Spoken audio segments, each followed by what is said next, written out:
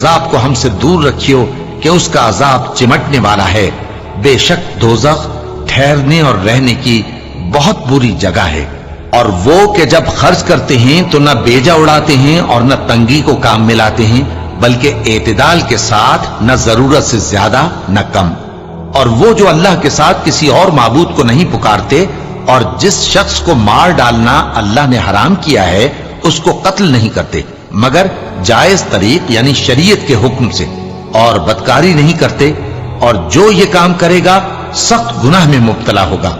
قیامت کے دن اس کو دونا عذاب ہوگا اور وہ ذلت و خواری سے ہمیشہ اس میں رہے گا، مگر جس نے توبہ کی اور ایمان لایا اور اچھے کام کیے تو ایسے لوگوں کے گناہوں کو اللہ نیکیوں سے بدل دے گا، اور اللہ تو بخشنے والا ہے، مہربان ہے.